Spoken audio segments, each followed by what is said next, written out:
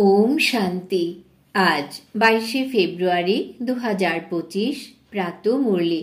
বাবা আজ বলেছেন, মিষ্টি বাচ্চারা, বাবা তোমাদের যা কিছু শোনাচ্ছেন শুধু সেই সবই শোনো। কোনো আসরিক কথা শুনবেও না, বলবেও না। Hear no evil, see no evil. আজকের মুরলির প্রশ্ন, বাচ্চারা তোমাদের কোন নিশ্চয় বাবার দ্বারাই হয়েছে? উত্তর, বাবা তোমাদেরকে নিশ্চয় করিয়েছেন যে আমি তোমাদের বাবাও, শিক্ষকও এবং সদ্গুরুও। তোমরা পুরুষার্থ করো এই স্মৃতিতে থাকার, কিন্তু মায়া তোমাদেরকে এটাই ভুলিয়ে দেয়। অজ্ঞানকালে তো মায়ার কোনো কথাই নেই। আজকের মুরলির দ্বিতীয় প্রশ্ন, কোন চার্টটি রাখার জন্য বিশাল বুদ্ধি চাই? উত্তর, নিজেকে আত্মা মনে করে বাবাকে কতটা সময় স্মরণ করতে পারছি এই চার্ট রাখার জন্য বিশাল বুদ্ধি চাই। দেহি অভিমানী হয়ে বাবাকে স্মরণ করো, তবেই বিকর্ম বিনাশ হবে। ওম শান্তি। স্টুডেন্ট এটা বুঝেছে যে টিচার এসেছেন। এটা তো বাচ্চারা জানে যে তিনি আমাদের বাবাও, টিচারও, আবার সুপ্রিম সদ্গুরু। বাচ্চাদের স্মৃতিতে আছে, তবে পুরুষার্থের ক্রম অনুসারে। নিয়ম হলো, যখন একবার জেনে গেছে যে তিনি আমাদের টিচার অথবা বাবা বা গুরু, তখন ভোলা সম্ভব নয়। কিন্তু এখানে মায়া তোমাদের ভুলিয়ে দেয়। অজ্ঞানকালে মায়া কখনো ভোলায় না। লৌকিকে বাচ্চারা কখনো ভুলতে পারে না যে ইনি হলেন আমাদের বাবা। ওনার অকুপেশন হলো এই। বাচ্চারা এটা জেনে খুশি থাকে যে আমরা হলাম বাবার ধন সম্পত্তির মালিক। সে নিজেই হয়তো পড়াশোনা করে, কিন্তু বাবার প্রপার্টি তো সে পায়, তাই না? এখানে বাচ্চারা, তোমরা পড়াশোনা করো আর বাবার প্রপার্টির অধিকারী হও। তোমরা রাজযোগ শিখছ, বাবার দ্বারাই নিশ্চয় হয়ে যায় যে আমি হলাম বাবার। বাবাই আমাকে সদ্গতির রাস্তা বলে দিচ্ছেন, সেই জন্যই তো তিনি সদ্গুরুও। এই কথা ভুলে যাওয়া উচিত নয়। যা কিছু বাবা শোনাচ্ছেন সেটাই শুনতে হবে। এখানে যে বাদরের খেলনা দেখানো হয়, hear no evil, see no evil, এসব হলো মানুষের কথা। বাবা বলেন, আসরিক কথা বলো না, শুনো না, দেখবেও না। Hear no evil. প্রথম দিকে বাদরের মূর্তি বানিয়ে দেখানো হতো, এখন তো মানুষেরও মূর্তি বানাচ্ছে।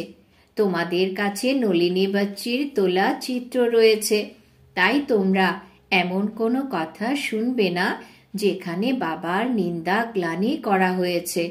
বাবা বলেন যে সব থেকে বেশি নিন্দা আমারই হয়। তোমাদের জানা আছে যে কৃষ্ণের ভক্তদের জ্বালানো ধূপের সুগন্ধ নাকে এলে রামের ভক্তরা নাক বন্ধ করে দেয়।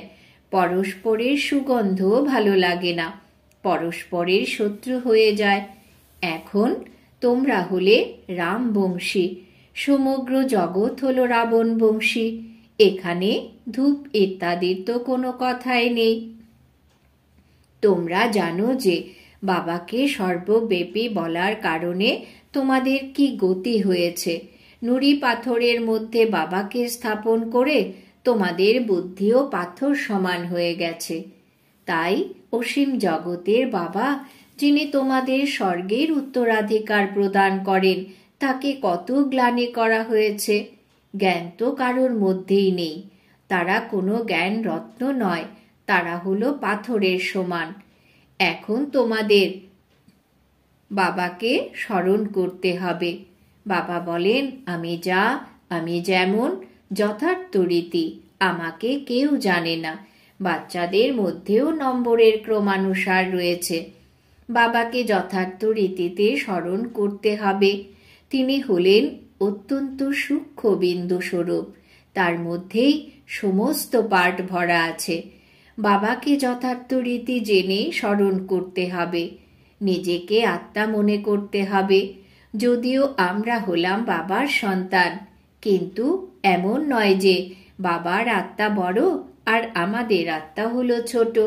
না, যদিও বাবা হলেন নলেজফুল, কিন্তু আত্মা বড় ছোট হয় না। তোমাদের আত্মাতেও জ্ঞান আছে, কিন্তু নম্বরের ক্রমানুসার।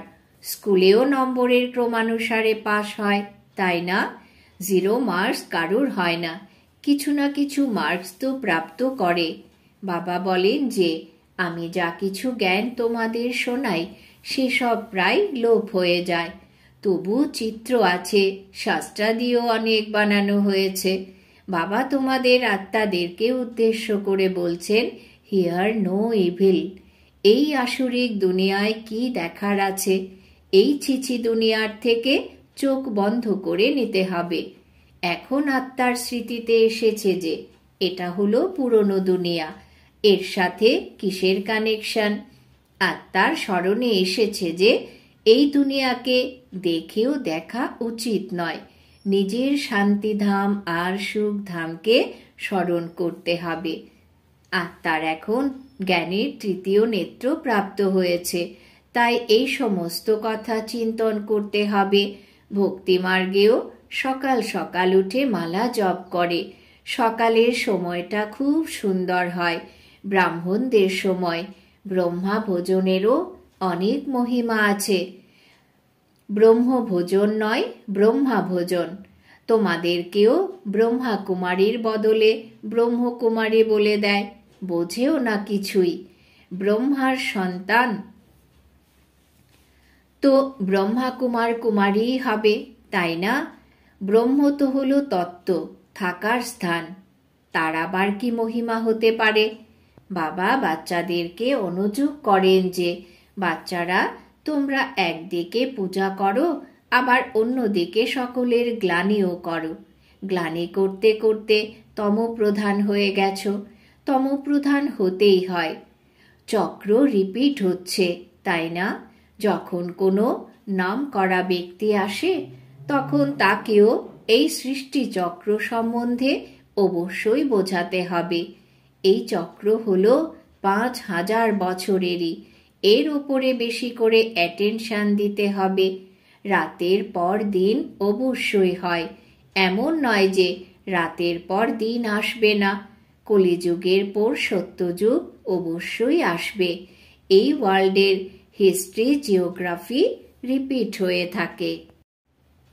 তাই বাবা বোঝাচ্ছেন যে মিষ্টি মিষ্টি বাচ্চারা নিজেকে আত্মা মনে করো। আত্মাই সব কিছু করে, পার্ট প্লে করে। এ সমস্ত কথা কারোরই জানা নেই যে যদি আমরা হলাম পাঠধারী, তাহলে নাটকের আদি মধ্য অন্তকে অবশ্যই জানতে হবে। ওয়ার্ল্ডের হিস্ট্রি জিওগ্রাফি রিপিট হচ্ছে, তবে তো এটা ড্রামাই হলো, তাই না? সেকেন্ড বাই সেকেন্ড সেটাই রিপিট হবে যা পাস্টে হয়ে গেছে। এই সমস্ত কথা অন্য কেউ বুঝতে পারবে না। যাদের বুদ্ধি কম তারা সর্বদাই ফেল হয়ে যায়। তো তার জন্য টিচার কি করতে পারে? টিচারকে কি বলবে যে কৃপা করো বা আশীর্বাদ করো? এটাও হলো পড়াশোনা। এই গীতা পাঠশালাতেও স্বয়ং ভগবান রাজযোগ শেখাচ্ছেন। কলিযুগ পরিবর্তিত হয়ে সত্যযুগ অবশ্যই হবে। ড্রামা অনুসারে বাবাকেও আসতে হয়। বাবা বলেন যে আমি কল্পের সঙ্গম যুগেই আসি। আর অন্য কেউ কি এই কথা বলতে পারবে যে আমি সৃষ্টির আদি মধ্য অন্তের জ্ঞান শোনাতে এসেছি? নিজেকে শিবহোম বলে দেয়, তাতে কি লাভ আছে? শিব বাবা তো আসেনি পড়ানোর জন্য, সহজ রাজযোগ শেখানোর জন্য। কোনো সাধু সন্ত আদিকে শিব ভগবান বলা যায় না। এই রকম তো অনেকেই বলে যে আমি কৃষ্ণ, আমি লক্ষ্মীনারায়ণ। এখন কোথায় সেই শ্রীকৃষ্ণ সত্যযুগের রাজা, আর কোথায় এই কলিযুগে পতিত মানুষ? এরকম কি কেউ বলতে পারে যে এনার মধ্যে ভগবান আছেন? তোমরা মন্দিরে গিয়ে জিজ্ঞাসা করতে পারো যে এনারা তো সত্যযুগে রাজত্ব করেছিলেন, তারপর কোথায় গেলেন? সত্যযুগের পর অবশ্যই ত্রেতা, দাপর, কলিযুগ হয়। সত্যযুগে সূর্যবংশী রাজ্য ছিল, ত্রেতাতে চন্দ্রবংশী। এইসব নলেজ বাচ্চারা তোমাদের বুদ্ধিতেই আছে। এত সংখ্যক ব্রহ্মাকুমার ব্রহ্মাকুমারী আছে, তাহলে অবশ্যই প্রজাপিতাও থাকবেন। পুনরায় ব্রহ্মার দ্বারা মনুষ্য সৃষ্টি রচিত হয়। ক্রিয়েটার ব্রহ্মাকে বলা যায় না, তিনি হলেন গডফাদার। কিভাবে রচনা করেন সেসব তো বাবার সম্মুখে বসে তোমাদের বোঝান। এই শাস্ত্র আদি তো পরবর্তীকালে বানানো হয়েছে। যেরকম যীশু খ্রিস্ট যা বুঝিয়েছেন সেটা বাইবেলে লেখা হয়েছে। পরবর্তীকালে সেসবই বসে প্রার্থনা করা হয়। সকলের সদ্গতি দাতা, সকলের লিবারেটর, পতিত পাবন হলেন একমাত্র বাবাই। তাকে স্মরণ করতে থাকে আর বলে যে, হে গডফাদার, আমাকে দয়া করো। ফাদার তো একজনই হন, ইনি হলেন সমগ্র বিশ্বের ফাদার। মানুষ এই বিষয়ে জানে না যে সকল দুঃখের থেকে লিবারেট করেন কে। এখন সৃষ্টিও পুরনো, মানুষও পুরনো, তমপ্রধান হয়ে গেছে। এটা হলো iron aged world. Golden age ছিল, তা পুনরায় অবশ্যই হবে। এইসব বিনাশ হয়ে যাবে, ওয়ার্ল্ড ওয়ার হবে, অনেক প্রকৃতির দুর্যোগ হবে। সেই সময় তো হলো এটাই। মনুষ্য সৃষ্টি অনেক বৃদ্ধি পেয়েছে। তোমরা বলতে থাকো যে ভগবান এসে গেছেন। বাচ্চারা, তোমরা সবাইকে চ্যালেঞ্জ দিয়ে বলো যে ব্রহ্মার দ্বারা এক আদি সনাতন দেবী দেবতা ধর্মের স্থাপনা হচ্ছে। ড্রামা অনুসারে সবাই শুনতে থাকে। দৈবী গুণও ধারণ করতে হয়। তোমরা জানো যে তোমাদের মধ্যে কোনো গুণ ছিল না। নম্বর 1 অবগুণ হলো কাম বিকার, যা কতই না হয়রান করে। মায়ার সাথে যুদ্ধ চলতেই থাকে। না চাইতেও মায়ার তুফান একদম নিচে ফেলে দেয়। আয়রন এজেড তো না, মুখে কালিমা লেপন করে দিয়েছে। শ্যামলা মুক্ত বলা যাবে না। কৃষ্ণের জন্যই দেখানো হয়েছে যে সর্পদংশনের কারণে শ্যাম বর্ণ হয়ে গেছে। সম্মান রাখার জন্য শ্যাম বলে দিয়েছে। মুখ কালো দেখালে সম্মান চলে যায়। তো দূর দেশ, নিরাকার দেশ থেকে অতিথি এসেছেন আয়রন এজের দুনিয়ায়। কালো শরীরে এসে এনাকেও শুভ্র বানিয়ে দেয়। এখন বাবা বলেন যে তোমাদেরকে পুনরায় শতপ্রধান হতে হবে।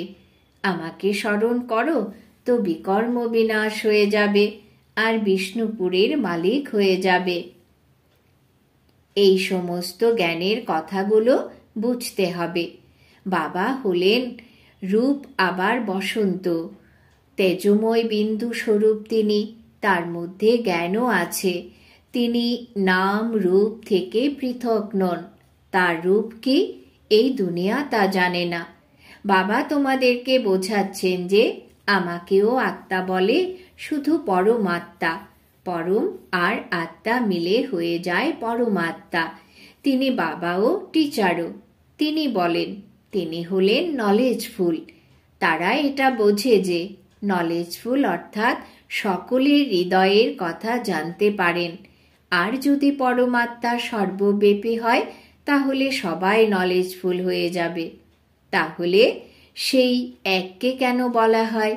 মানুষের বুদ্ধি তুচ্ছ হয়ে গেছে, জ্ঞানের কথাগুলোকে একদম বুঝতে পারে না। বাবা বসে জ্ঞান আর ভক্তির বৈষম্য প্রদর্শন করে বলেন যে প্রথম হলো জ্ঞান দিন, সত্যযুগ আর ত্রেতা, তারপর হলো দাপর কলিযুগ রাত। জ্ঞানের দ্বারাই সদ্গতি হয়। এই রাজযোগের জ্ঞান হঠযোগীরা বোঝাতে পারে না, গৃহস্থীরাও বোঝাতে পারে না, কারণ তারা হলো অপবিত্র। এখন রাজযোগ তাহলে কে শেখাবে?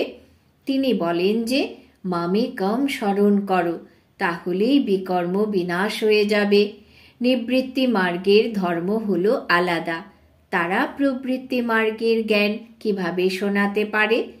এখানে সবাই বলে যে গডফাদার ইজ ট্রুথ, বাবাই সত্য কথা শোনান। আত্মার মধ্যে বাবার স্মৃতি এসেছে, সেই জন্য আমরা বাবাকে স্মরণ করছি। বলি যে এসে আমাদের নর থেকে নারায়ণ হওয়ার জন্য সত্যনারায়ণের কথা শোনাও। আমি তোমাদেরকে সত্যনারায়ণের কথা শোনাই, তাই না? আগে তোমরা মিথ্যে কথা শুনতে, এখন তোমরা সত্য শুনছ। মিথ্যা কথা শুনতে শুনতে কেউ নারায়ণ তো হতে পারোনি, তাহলে সেটি সত্যনারায়ণের কথা কিভাবে হবে? মানুষ কাউকে নর থেকে নারায়ণ বানাতে পারে না। বাবা এসে স্বর্গের মালিক বানান। বাবা আসেনি ভারতে, কিন্তু কখন আসেন এটা কেউ জানে না। তারা তো শিব শঙ্করকে মিলিয়ে গল্প বানিয়ে দিয়েছে। শিব পুরাণও আছে, গীতা বলা হয় কৃষ্ণের, তাহলে তো শিব পুরাণ বড় হয়ে যায়। বাস্তবে জ্ঞান তো গীতাতেই আছে। ভগবান উবাচ মনমনা ভব, এই শব্দটি গীতা ছাড়া অন্য কোনো শাস্ত্রে থাকতে পারে না। গাওয়াও হয় যে সর্বশাস্ত্রের শিরোমণি হল গীতা। শ্রেষ্ঠ মত আছে ভগবানের। সর্বপ্রথমে এটাই বলতে হবে যে আর কয়েক বছরের মধ্যেই নতুন শ্রেষ্টাচারী দুনিয়া স্থাপন হয়ে যাবে। এখন হলো ভ্রষ্টাচারী দুনিয়া। শ্রেষ্টাচারী দুনিয়াতে খুব অল্প সংখ্যক মানুষই থাকবে। এখন তো অনেক মানুষ, তাদের জন্য বিনাশ সামনে দাঁড়িয়ে আছে। বাবা রাজযোগ শেখাচ্ছেন। উত্তরাধিকার তো বাবার থেকেই প্রাপ্ত হয়। কিছু প্রয়োজন হলে বাবার কাছেই প্রার্থনা করে। কারুর ধন সম্পত্তি বৃদ্ধি হলে বা বাচ্চা হলে বলে যে ভগবান দিয়েছেন, তাহলে ভগবান তো এক হলেন, তাই না? তাহলে সকলের মধ্যেই ভগবান কিভাবে হতে পারেন? এখন আত্মাদের বাবা বলছেন যে আমাকে স্মরণ করো। আত্মা বলে যে আমাকে পরমাত্মা জ্ঞান প্রদান করেছেন, যে জ্ঞান আমরা পুনরায় ভাইদের প্রদান করছি। নিজেকে আত্মা মনে করে বাবাকে কতটা সময় স্মরণ করছি এই চার্ট রাখার জন্য বিশাল বুদ্ধি চাই। দেহি অভিমানী হয়ে বাবাকে স্মরণ করলে বিকর্ম বিনাশ হয়ে যাবে। জ্ঞান তো হলো খুবই সহজ। বাকি নিজেকে আত্মা মনে করে বাবাকে স্মরণ করলেই নিজের উন্নতি হবে। এই চার্ট বিরলে কেউ রাখতে পারে। দেহি অভিমানী হয়ে বাবার স্মরণে থাকলে কখনো কাউকে দুঃখ দিতে পারবে না। বাবা আসেনি সুখ প্রদান করার জন্য, তাই বাচ্চাদেরকেও সবাইকে সুখ দিতে হবে, কখনো কাউকে দুঃখ দেবে না। বাবাকে স্মরণ করলেই সব ভূত বেরিয়ে যাবে। এটাই হলো গুপ্ত পরিশ্রম। আচ্ছা, মিষ্টি মিষ্টি হারানিধি বাচ্চাদের প্রতি মাতা পিতা বাপদাদার স্মরণের স্নেহ সুমন আর সুপ্রভাত। আত্মাদের পিতা তার আত্মারূপী বাচ্চাদেরকে জানাচ্ছেন নমস্কার। আমরা আত্মারূপী বাচ্চারা আমাদের মাতা পিতা বাপদাদাকে জানাই স্মরণের স্নেহ সুমন, সুপ্রভাত, নমস্কার। ধারণার জন্যে মুখ্য সার। 1. এই আসরিক ছিছি দুনিয়ার থেকে নিজের চোখ বন্ধ করে নিতে হবে। এটা হলো পুরনো দুনিয়া, এর সাথে কোনো কানেকশন রেখো না, একে দেখেও দেখো না। 2. এই অসীম জগতের ড্রামায় আমি হলাম পার্টধারী। এটা সেকেন্ড বাই সেকেন্ড রিপিট হতে থাকে। যেটা পাস্ট হয়ে গেছে সেটাই রিপিট হবে। এটা স্মৃতিতে রেখে প্রত্যেক বিষয়ে পাস হতে হবে, বিশাল বুদ্ধি সম্পন্ন হতে হবে। বরদান। রিয়েলিটির দ্বারা রয়্যালিটির প্রত্যক্ষ রূপ প্রদর্শনকারী সাক্ষাৎকার মূর্তি ভব। বাবা আজ বরদান দিয়েছেন, রিয়েলিটির দ্বারা রয়্যালিটির প্রত্যক্ষ রূপ প্রদর্শনকারী সাক্ষাৎকার মূর্তি ভব। ব্যাখ্যা। এখন এমন সময় আসবে যখন প্রত্যেক আত্মা প্রত্যক্ষ রূপে নিজের রিয়েলিটির দ্বারা রয়্যালিটির সাক্ষাৎকার করাবে। প্রত্যক্ষতার সময় মালার দানার নম্বর আর ভবিষ্যতের রাজত্বের স্বরূপ দুটোই প্রত্যক্ষ হবে। এখন রেস করতে করতে একটু আধটু হিংসার ধুলোর পর্দা চকমক করতে থাকা হীরেকে ঢেকে দেয়। অন্তিমকালে এই পর্দা সরে যাবে, আর অবগুণ্ঠনে থাকা হীরে নিজের প্রত্যক্ষ সম্পন্ন স্বরূপে আসবে। রয়্যাল ফ্যামিলি এখন থেকে নিজের রয়্যালিটি দেখাবে, অর্থাৎ নিজের ভবিষ্যতের পথকে স্পষ্ট করবে। এই জন্য রিয়েলিটির দ্বারা রয়্যালিটির সাক্ষাৎকার করাও। স্লোগান: যে কোনো বিধির দ্বারা ব্যর্থকে সমাপ্ত করে সমর্থকে ইমার্জ করো। যে কোনো বিধির দ্বারা ব্যর্থকে সমাপ্ত করে সমর্থকে ইমার্জ করো। আজকের সমান আমি সাক্ষাৎকার মূর্তি আত্মা। আজকের জন্য অব্যক্ত ইশারা: একান্ত প্রিয় হও, একতা আর একাগ্রতাকে ধারণ করো। নিজের কল্যাণ করার জন্য বা নিজেকে পরিবর্তন করার জন্য বিশেষ একান্তবাসী অন্তর্মুখী হও। নলেজফুল তো আছো, এখন পাওয়ারফুল হও। প্রত্যেক কথার অনুভবে নিজেকে সম্পন্ন বানাও। আমি কার সন্তান, তার থেকে কি কি প্রাপ্ত হয়েছে, এই প্রথম পাঠের অনুভবী মূর্তি হও।